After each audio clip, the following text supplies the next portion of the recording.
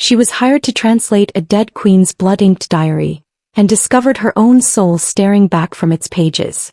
The Alpha King had buried his mate 8 months ago, and still her private study remained locked, untouched, the air inside gone stale with grief no one was permitted to disturb. What he could not bury was the diary.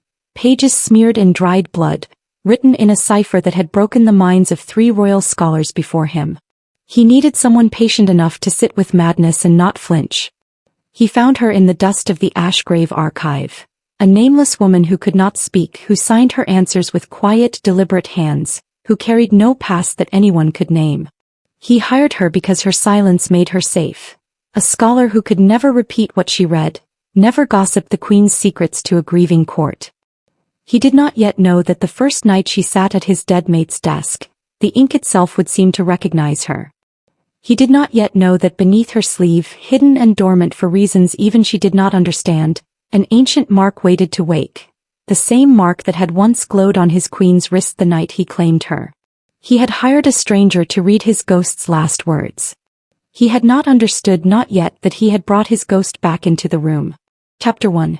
The Ashgrave archive smelled of dust and dying candle wax, and Sorrel liked it that way. She had worked among its crumbling shelves for 6 years, cataloging texts no one else wanted to touch, and in all that time the silence of the place had never once felt like a punishment. It felt like the one corner of the world built for someone like her. A woman with no voice, no family name, no history anyone had bothered to record before the archive's master found her half-starved at its gates as a girl and let her stay in exchange for work. She had no memory before that gate. No mother's face, no childhood home, nothing but a strange, persistent ache behind her sternum whenever she pressed her palm flat against old parchment, as though the paper itself were trying to tell her something her mind refused to hold on to. The archive's master had called her Sorrel because she'd been found chewing sorrel leaves from the garden, too hungry to know better, and the name had stuck the way names do when there is no other to replace it. She did not expect, on an ordinary gray morning with rain sheeting off the archive's slate roof, for 2 of the Alpha King's own guard to arrive at her reading table with a summons sealed in black wax. The guards did not explain themselves beyond the seal.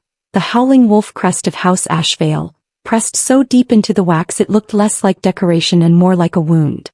Sorrel read the summons twice, her hands trembling slightly as she traced the king's own signature at the bottom, a jagged, furious scrawl that looked like a man's grief-given ink. Required. A scholar capable of discretion above all else. Compensation, beyond any archive wage. Condition. Silence, absolute and permanent, regarding all material reviewed. She understood, reading between those careful, formal lines, exactly why they had come for her. Not despite her muteness. Because of it. A scholar who could not speak could never testify, gossip, or confess. Not to a rival house, not to a curious lord, not even under torture should it ever come to that. She was safe precisely because she was silent, and some cold, practical part of her recognized the bitter irony even as her pulse quickened with something closer to dread.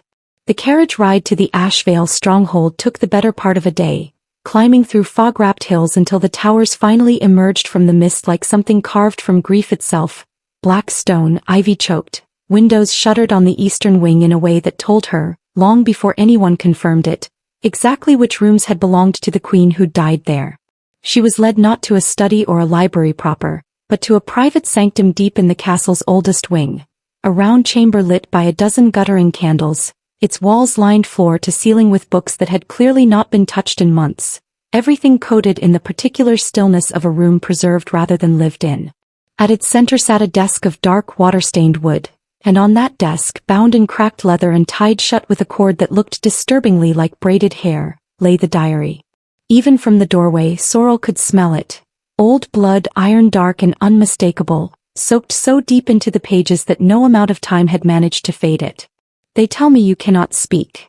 The voice came from the shadowed alcove beside the hearth, low and rough, carrying a weight that made the candle flames themselves seem to bend toward it.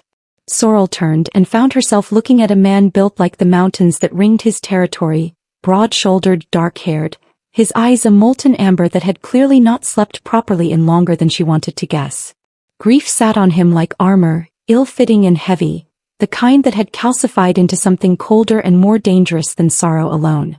Sorrel inclined her head in confirmation, then raised her hands and signed, slow and clear, the way she always did with strangers who had no reason yet to know her language. I understand why that matters to you. He watched her hands with the particular intensity of a man cataloging every detail of a stranger he did not yet trust, and something flickered behind his amber eyes. Recognition, she thought at first, though that made no sense at all, not for a woman he had never in his life laid eyes on. 3 scholars have attempted this, he said, gesturing at the diary without moving closer to it as though the book itself might bite. The first claimed the cipher was demonic and refused to continue past the 4th page. The second went mad within a fortnight, spoke of the ink moving beneath the candlelight, of handwriting that changed when he wasn't looking directly at it. The third, his jaw tightened, the third simply vanished. His rooms were found exactly as he'd left them, mid-sentence in his notes, as though he'd stood up from his desk and walked directly into nothing.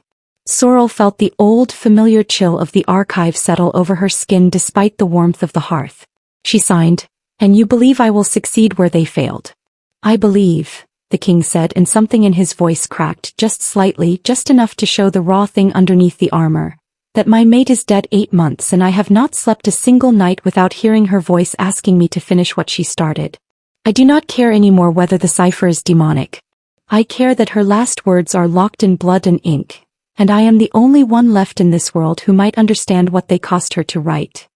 He crossed the room then, and up close Sorrel could see the true toll grief had taken, the hollows beneath his eyes, the tension banked in every line of his enormous frame like a man perpetually bracing for a blow that had already landed and simply refused to stop landing. He set his hand on the desk beside the diary, not touching it, as though even that much contact required more courage than he currently owned. "Her name was Isolde," he said quietly. "She was writing something in the final months before her death, something she hid even from me. I do not know if it explains how she died or why, but I intend to find out whatever it costs me." His amber eyes lifted to Sorrel's face, and held there with an intensity that made her want, for reasons she couldn't name, to look away. "Whatever it costs either of us." The diary resisted her from the very first page. Sorrel had expected difficulty. She had, after all, spent 6 years learning to read scripts that time and neglect had rendered nearly illegible, dead languages preserved only in a handful of crumbling texts, merchant shorthand designed specifically to keep prying eyes ignorant. She had not expected the particular wrongness of the Queen's cipher, the way the symbols seemed to shift subtly each time she looked away and back, as though the ink itself were reluctant to be understood. She worked in the round chamber through that first night, a single candle guttering at her elbow, the king's absence a strange charged presence of its own. She could feel him somewhere beyond the door, pacing the corridor with the particular restlessness of a predator that had trained itself badly to wait. The blood-smeared pages told her, slowly, painstakingly, a story assembled one fragment at a time. Isolde had begun the diary as any queen might, accounts of court politics, the small griefs and triumphs of ruling beside a king she clearly, achingly loved. But somewhere near the diary's middle third, the handwriting changed. It grew tighter, more controlled, the loops of each letter drawn with the particular precision of someone forcing calm onto a hand that wanted to shake. "He does not know yet," Sorrel translated near dawn, her own fingers cramped from hours of careful cross-referenced work, comparing symbol against symbol in the flickering candlelight. "He does not know what I have found in the old archives beneath the Western Tower, and I do not know how to tell him without unmaking everything we have built together. The soul cycle is real. I have seen the proof of it in texts older than this kingdom's founding, and I fear, gods, I fear, that it is already beginning." Sorrel sat back from the desk, her heart hammering in a way that had nothing to do with exhaustion. Soul cycle. The phrase meant nothing to her scholarly mind and everything to some deeper wordless part of herself, the same part that ached whenever her palm pressed flat against old parchment, the same part that had never once, in all her memory, felt entirely at home in her own skin. She did not notice the king enter until his shadow fell across the desk.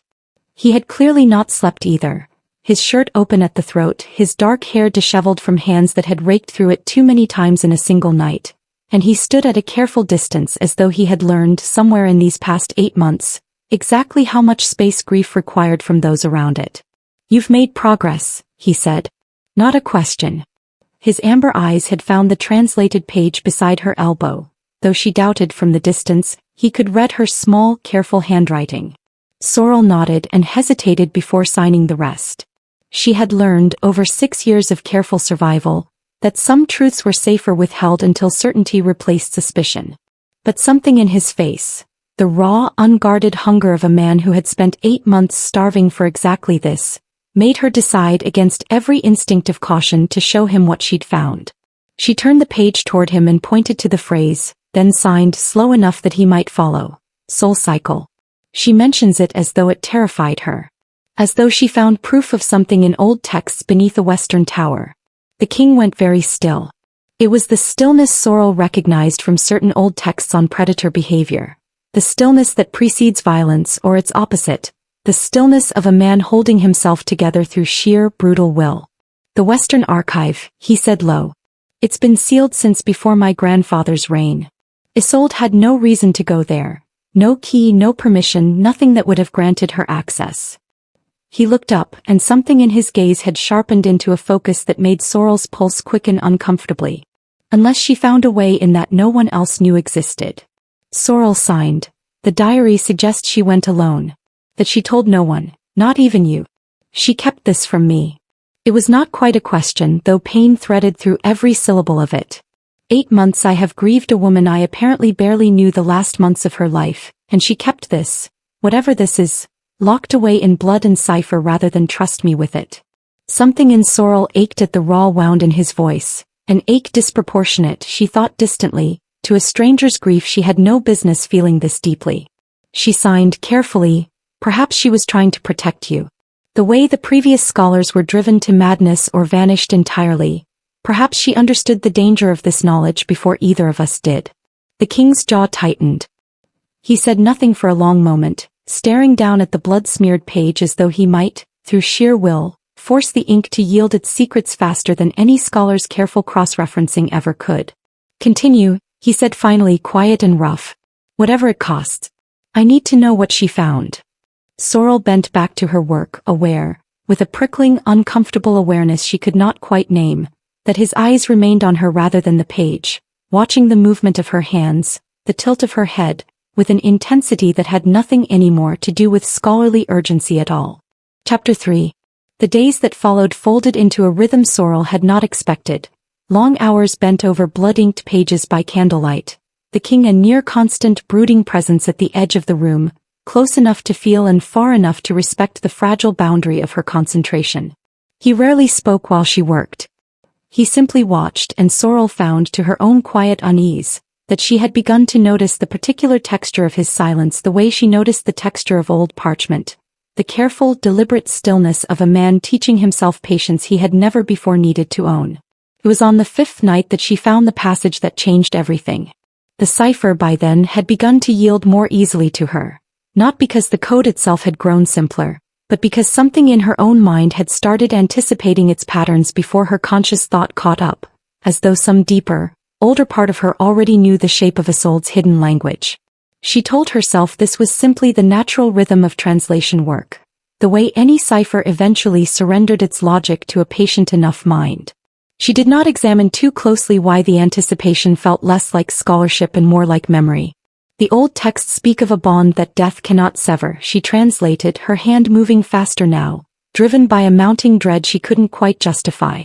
Not merely a mate bond renewed in another life, but something older. A soul deliberately anchored across the boundary, meant to return to the one it was severed from. I do not know if I am the first of my line to carry this mark, or simply the first to understand what it means. I fear that if I die before the cycle completes, whoever carries the mark next will walk directly into danger neither of us can yet name. Sorrel's hands stilled over the page. Behind her, she heard the king shift, his attention sharpening at whatever change he'd noticed in her posture. What is it? He said. Not gently. The words came out sharp, urgent. A man who had learned to read every fraction of hesitation as potential catastrophe. Sorrel turned and signed with hands that trembled slightly despite her effort to steady them. She believed her soul was anchored. That death would not end the bond between you, that it would simply pass to whoever carried the same mark next. The king's face went the color of old ash. What mark? Sorrel hesitated, then flipped several pages back, to an entry she had translated 2 nights prior and set aside as unimportant. A description, brief and almost clinical, of a mark on the inside of the Queen's left wrist. A soul mark, Isolde had written, shaped like a crescent wrapped in thorn, the same mark my mother bore and her mother before her, back to whatever ancestor first accepted this bond and its terrible price.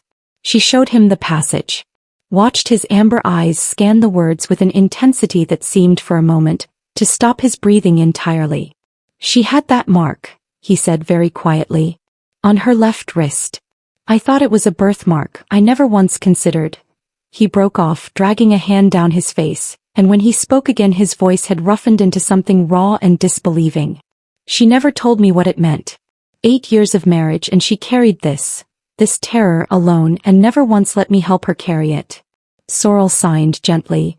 Perhaps she was afraid that telling you would make it real. Some truths feel safer left unspoken. Something in the king's gaze sharpened at that, fixing on her with an attention that made the fine hairs on her arms rise. You speak as though you understand that fear personally. Sorrel's hands stilled. She had not meant to reveal anything of herself in that observation, had meant it genuinely as scholarly empathy rather than confession.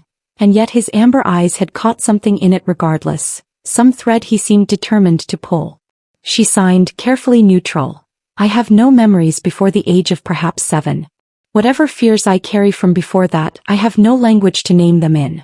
The king studied her for a long, unsettling moment, and Sorrel had the distinct, uncomfortable sensation of being read the way she had spent the last 5 nights reading his dead wife's blood-inked pages, as though something in her, some cipher she herself did not know she carried, had just become visible to him in a way it had never been visible to her. Show me your wrist, he said. The request landed strangely in the quiet room, too intimate for the careful professional distance they had maintained across 5 nights of shared grief and translation. Sorrel's pulse quickened, though she could not have said in that moment, whether from fear or from something else entirely. Some old, wordless recognition rising in her chest like the tide answering a moon it had never seen but always somehow known. She should have refused. Every careful instinct she had built across 6 years of guarded survival told her to refuse, to protect the small, private mysteries of her own unremembered past from a grieving king's desperate scrutiny. Instead, slowly she reached for the cuff of her sleeve. Chapter 4. The candlelight caught it first. A faint, silvery shimmer against the pale skin of her inner wrist, so subtle she had spent her entire remembered life mistaking it for nothing more than an old, faded scar. But as her sleeve slipped fully back, as the king leaned closer with a breath that had gone entirely, dangerously still, the mark seemed to wake. A crescent wrapped in delicate, thorned lines, glowing faintly gold beneath her skin like an ember catching its second wind. The king made a sound Sorrel had no word for. Not quite a gasp, not quite a groan. Something torn from somewhere far beneath language, the sound of a man watching an impossible thing become suddenly, terribly possible. Gods, he breathed. His hand hovered over her wrist, not quite touching, trembling with a restraint that looked, in the candlelight, like it might shatter at any moment. That is exactly her mark. The same shape, the same place, the same. He broke off, and when he looked up at Sorrel's face, his amber eyes held something that frightened her far more than any accusation ever could. Hope, raw and desperate and entirely unguarded. Who are you? He said, and it was not the formal question of a king addressing a servant. It was the question of a drowning man, grasping at whatever floated closest. Sorrel's hands shook as she signed, I do not know. I have never known. I was found at the Ashgrave gates as a child with no memory before it. And no one has ever explained this mark to me because I have never shown it to anyone. Why show me now? She had no answer for that.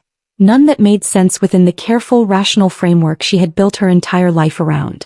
She only knew that something in the diary's cipher had felt from the very first night, less like translation and more like remembering, and that some deep, wordless part of her had recognized the shape of Isolde's fear the way one recognizes an old wound reopening rather than a stranger's story unfolding.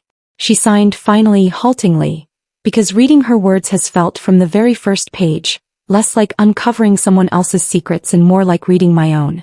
The king's breath left him in a long, shuddering exhale. He drew back, not far but enough to give himself, she understood, the physical distance needed to think clearly rather than simply react, and paced the length of the round chamber twice before speaking again. The diary spoke of a soul cycle, he said, half to himself, half to her. A bond death cannot sever, passed instead to whoever carries the mark next. I dismissed it as grief madness or worse, some cruel curse she'd stumbled into and been too frightened to fully explain. But if you carry the same mark... He stopped himself, looked at her with an expression caught somewhere between wonder and something far more dangerous, something that made Sorrel's pulse hammer with an awareness she had no name for and no defense against. I am not asking you to be her, he said, low and rough, though the words seemed to cost him considerable effort. I know you are not Isolde. I know grief makes fools of men who go looking for ghosts in the shape of strangers, and I refuse to be that particular fool. But I cannot look at that mark and pretend it means nothing. 8 months I have grieved a bond one believed the sea had swallowed whole, and now a nameless scholar sits at my dead wife's desk with the same soul mark glowing on her wrist, translating the exact pages that warned of this, of you. I don't know what I am to you, Sorrel signed, and for the first time since she'd arrived at the Ashvale stronghold, her hands moved with something closer to fear than composure. I only know how to read old ink. I do not know how to be whatever this mark makes me. The king crossed the room again, slower this time, and knelt beside her chair so that his amber eyes met hers on level ground rather than looming above her. A gesture she understood distantly, of deliberate humility from a man not accustomed to kneeling before anyone. Then we will find out together, he said. Whatever the diary still holds. Whatever this mark means for both of us. I am done losing people to secrets kept in silence, scholar. Whatever you are, ghost, stranger, or something the fates themselves conspired to send back to me, I intend to understand it before it costs either of us what it cost her. Chapter 5. Sleep did not come easily after that. Sorrel lay in the small chamber the castle staff had prepared for her, modest, but far finer than anything the Ashgrave archive had ever offered, and stared at the shadowed ceiling while the mark on her wrist seemed to pulse faintly beneath her skin, warm as a coal banked low but never quite extinguished. She had spent her entire remembered life defined by absence. No name given at birth, no family history, no childhood before the age of 7 that she could summon even in dreams. She had built an identity, painstaking and quiet, out of the one thing she did possess. A scholar's patience, a translator's careful eye, the small dignity of being useful in a world that had never bothered to explain her origins. She had told herself across 6 years at the Ashgrave gates, that this was enough. That she did not need a past to have a future worth living. The soul mark made a mockery of that careful peace. She rose before dawn, unable to bear the stillness of her own thoughts any longer, and returned to the round chamber to find the king already there. Asleep, she realized with a jolt of something uncomfortably tender, slumped in the chair beside the desk where he had clearly kept vigil through what remained of the night rather than retreat to his own quarters. His dark hair had fallen across his brow. In sleep, the grief that armored his waking hours had loosened its grip just enough to show her the exhausted, grieving man beneath the king's careful composure, and Sorrel found herself standing over him far longer than any reasonable scholarly distance required. He woke when she reached, hesitant, to draw a blanket from the chest beneath the window and settle it over his shoulders. His amber eyes opened, found her face inches from his own, and something passed between them in that unguarded, half-waking moment that neither of them, she suspected, was quite ready to name. You should have woken me properly, he said, voice rough with sleep, though he made no move to pull away from the blanket's warmth or from her nearness. Sorrel signed, you needed the rest more than you needed formality.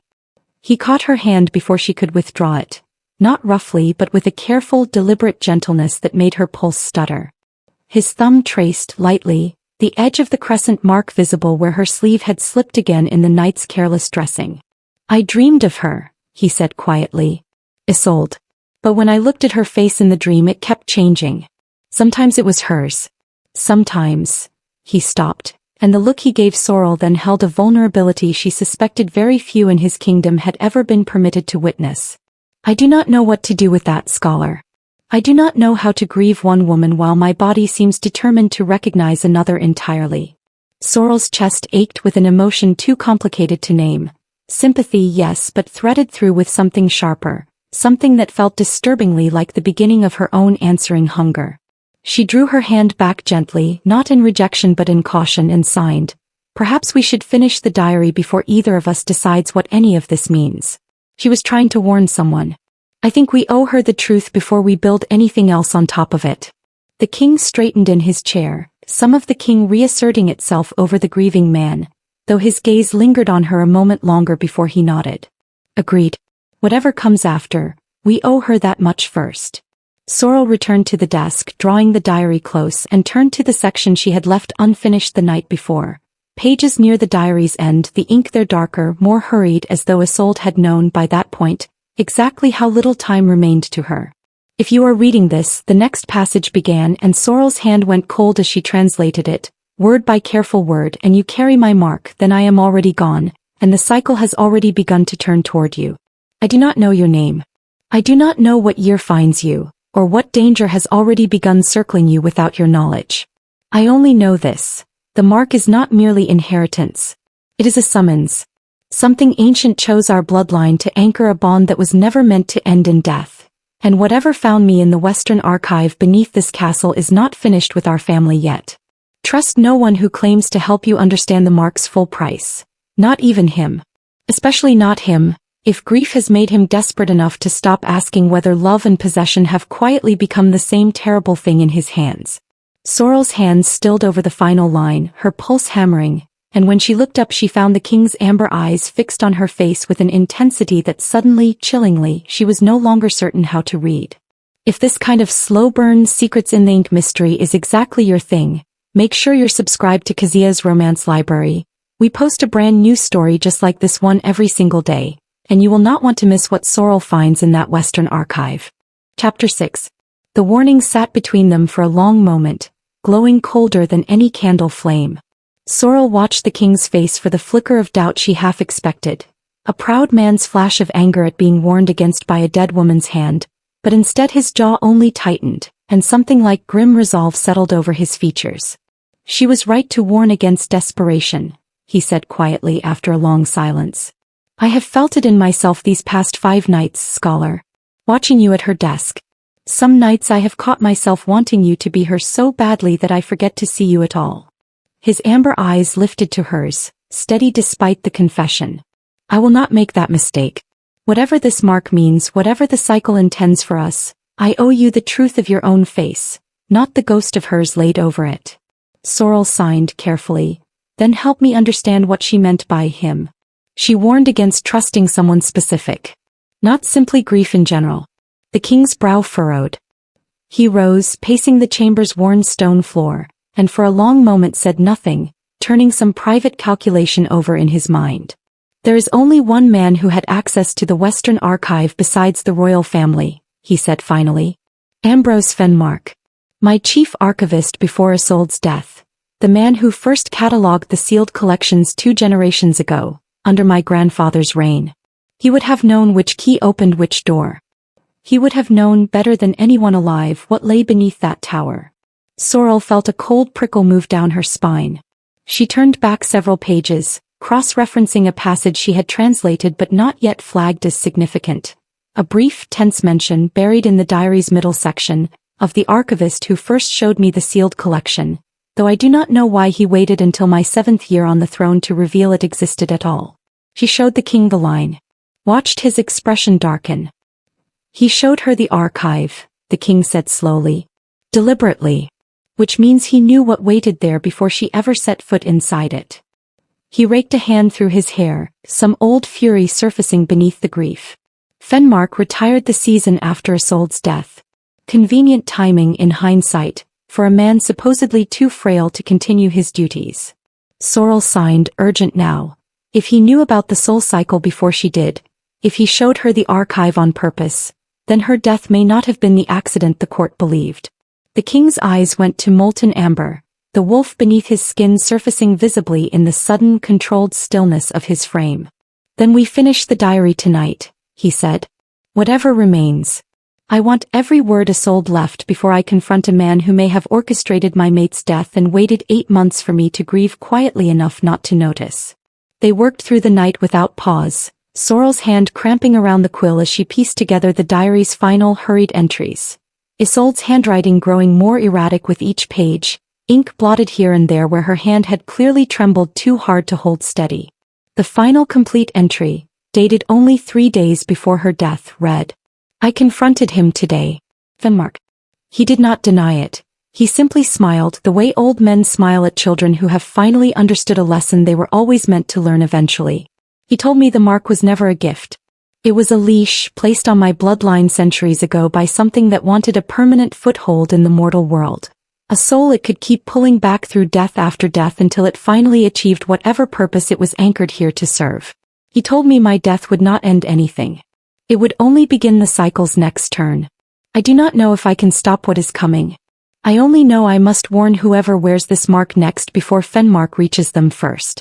Sorrel's hands were shaking too hard to sign properly by the time she finished translating it aloud in gesture, and the king, watching her fingers stumble through the final words, reached out without asking permission this time and simply steadied her hands within his own.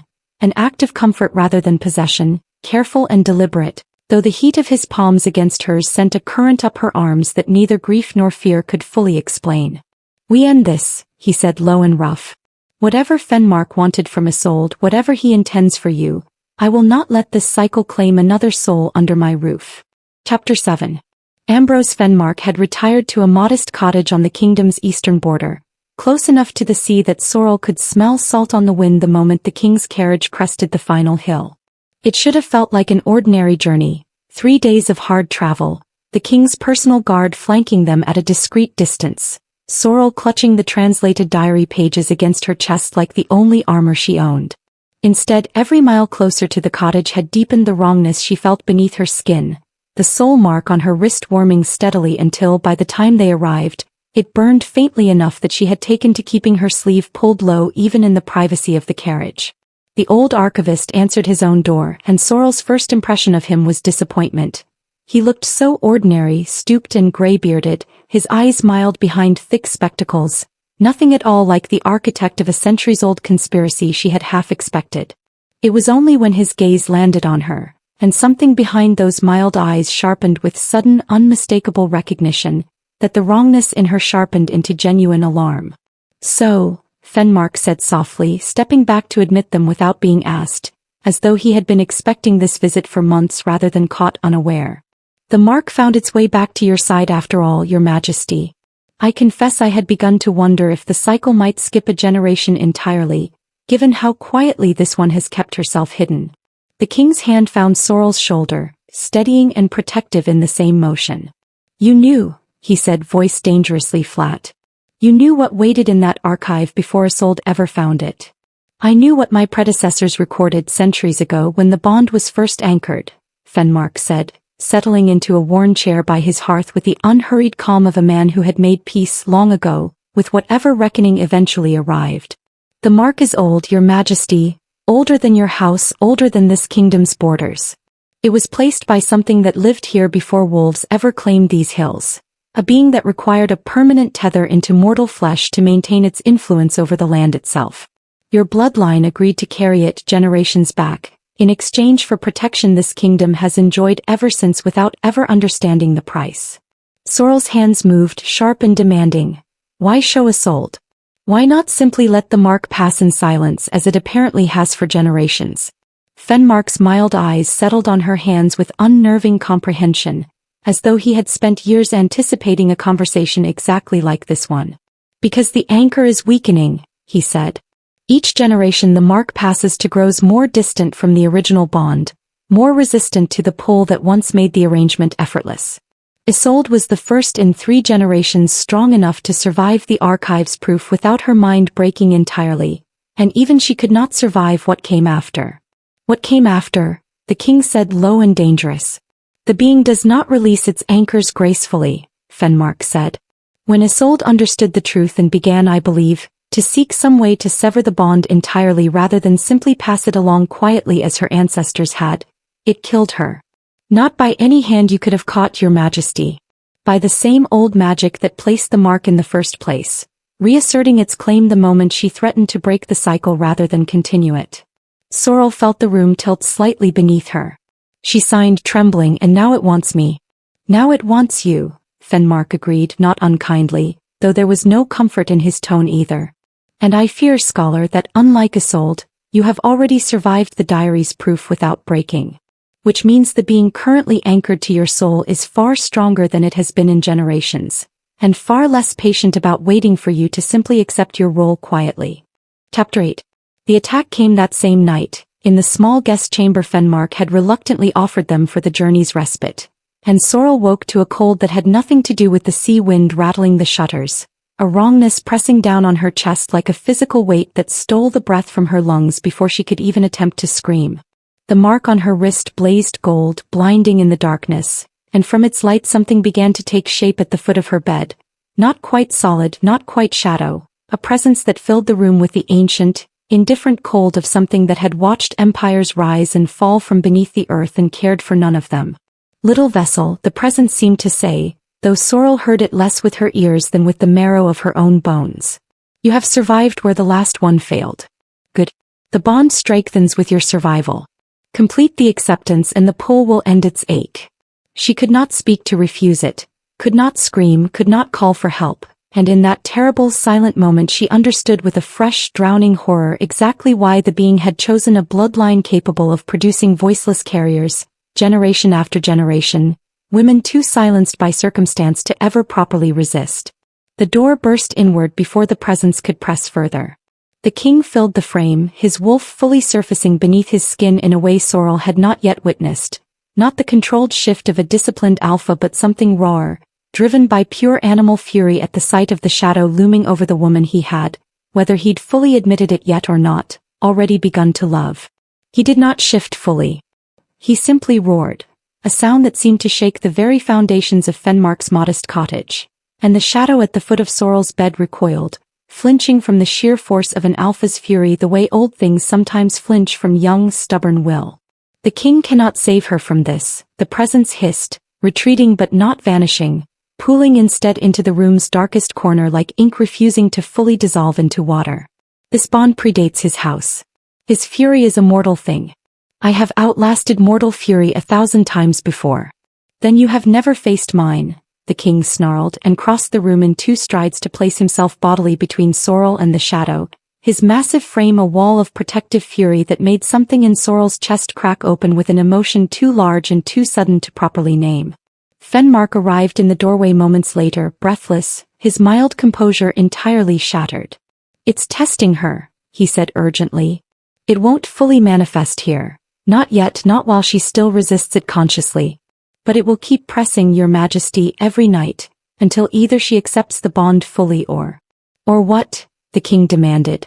Or she breaks, Fenmark said quietly. As the second scholar broke. As I fear in time even Isolde might have broken had death not claimed her first. Sorrel's hands shook as she signed, forcing the words out despite her trembling fingers. Then help me sever it. The diary said Isolde sought a way to break the cycle rather than pass it along. There must be a method. Some ritual, some old countermagic recorded somewhere in that archive. Fenmark's expression turned grave. There is a method, he admitted slowly. Recorded in the same sealed collection where Isolde first learned the truth. But it requires the willing sacrifice of something the vessel values above all else. Not a life but a bond. The old texts call it the anchor's trade. To break the ancient tether, the carrier must sever a bond of her own making, freely chosen, of equal weight to the one imposed upon her at birth. The king's amber eyes found Sorrel's face in the flickering candlelight, and something passed between them. A terrible dawning understanding of exactly what such a trade might require, and exactly which bond, newly formed across 5 nights of shared grief and careful, guarded trust, had grown strong enough in that short time to serve as its price. Chapter 9. They returned to the Western Archive at dawn, the sealed door groaning open under keys Fenmark had kept hidden for 8 months out of grief-stricken guilt rather than genuine malice. A man Sorrel understood now who had spent his final working years complicit in a horror he'd inherited rather than created, too frightened of the being's reach to ever refuse it outright. The chamber beneath the western tower was ancient beyond any record Sorrel had studied in 6 years at Ashgrave. Walls carved with symbols that predated any script she recognized, an altar of black stone at its center still faintly stained with something that was not quite blood and not quite ink. The same wrongness she'd felt in her wrist now saturating the very air of the room. The trade must be spoken aloud, Fenmark said, his voice hushed with the particular reverence of a man standing somewhere he'd spent decades too afraid to properly examine. A bond freely severed of equal weight to the one imposed at birth. The old texts do not specify what form the bond must take, only that it must be real, and that giving it up must cost the vessel something she is not yet willing to lose. Sorrel stood before the altar, her wrist blazing gold in the archive's dim light, and understood with a terrible growing certainty exactly what the ritual would ask of her. She turned to the king and signed, slow and deliberate, her hands steadier now than they had any right to be. It wants the bond between us. 5 nights is not long, but it is real, and severing it would cost me more than I expected anything to cost me again. The king's face went through something complicated and raw, grief and fury, and beneath both, an aching tenderness that made Sorrel's chest hurt in a way that had nothing to do with the ancient presence pressing at the edges of the room. "Then we find another way," he said low and fierce. "I will not let some centuries-old parasite demand the one good thing to survive Isolde's death and mine both. There may not be another way," Sorrel signed. "And I would rather choose this trade freely than spend the rest of my life waiting for it to break me the way it broke the second scholar. The way it may have broken Isolde in the end, whatever the diary claims about her death." "No," the king said, and crossed the chamber to catch both her hands in his, holding them still despite her attempt to continue signing. "Listen to me. If the trade requires a bond freely given, then let me offer mine instead. Not severed. Given wholly without reservation in a form the old magic cannot mistake for anything but exactly what it is." Sorrel's breath caught. She understood with dawning, disbelieving clarity exactly what he intended. The king knelt before the black altar, drawing Sorrel down with him, and pressed his palm flat against the stone where the old blood ink stain still marked centuries of desperate bargains. "I offer this bond," he said, his voice carrying through the ancient chamber with the particular authority of a king who had spent his entire life commanding obedience and now, for the first time, offered something freely instead of demanding it. Not as sacrifice, as claim. Whatever anchored itself to her bloodline centuries ago, hear me now, I choose her. Not as Isolde's ghost. Not as the vessel of some ancient tether. As Sorrel, nameless no longer, silent no longer to me, mine by choice rather than by curse. If you want a bond equal in weight to the one you forced upon her at birth, take mine instead. A mate bond freely claimed, stronger than any leash your kind ever placed on an unwilling bloodline." The chamber trembled. The shadow that had haunted Sorrel's sleep for 2 nights running surged up from the altar's dark stain in one final furious attempt to reassert its ancient claim, and found instead of a frightened, silent vessel, a king's fully formed mate bond blazing gold and unbreakable in the space where the curse had once found only fear. The shadow shrieked, a sound like ice cracking across a frozen lake, ancient and furious and finally defeated, and dissolved into nothing, the centuries-old tether snapping with a violence that left the entire archive chamber ringing with sudden, blessed silence. Sorrel's wrist stopped burning. The crescent mark remained, faint and silvery as it had always been, but the warmth beneath it had gentled into something that felt, for the first time in her entire remembered life, entirely her own. She looked up at the king, at Fenric. She made herself think, using the name she had learned to sign clumsily on the very first night, a lifetime and 5 days ago, and found him watching her with an expression stripped entirely of grief's old armor, nothing left in his amber eyes but a wonder so raw it made her own breath catch. "I am not asking you to replace her," he said quietly, echoing his own words from days before, though everything about the way he said them now had changed. "I am asking you to let me love you as exactly who you are. A nameless scholar who taught herself patience instead of despair. A woman brave enough to face down a curse older than my kingdom rather than let it break her. Whatever name you choose to keep, Sorrel or something entirely new, chosen for yourself rather than given by a hungry child's desperation, I want to spend the rest of my life learning it properly." Sorrel's hands rose, and this time she did not sign a careful, guarded answer. She simply reached up, cupped his face in her palms, and drew him down until their foreheads touched, the old ache of nameless silence finally, gently, replaced by something warm enough to fill it.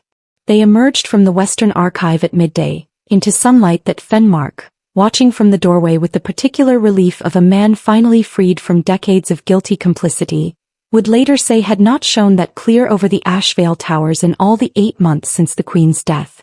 The court would need explanations in time. A mourning period concluded, a new bond acknowledged, a nameless librarian's quiet, patient courage recognized before an entire kingdom rather than kept hidden in a locked sanctum.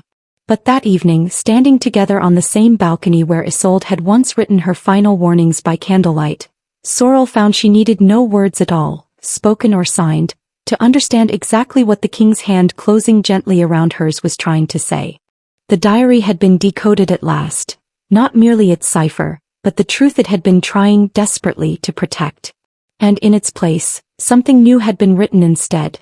Not a ghost's ending but a living beginning claimed freely and finally entirely her own. Thank you for listening to this story. Please like, share and comment where you are watching from, and also don't forget to subscribe to this channel for more stories like this every day. Thank you and God bless you as you do.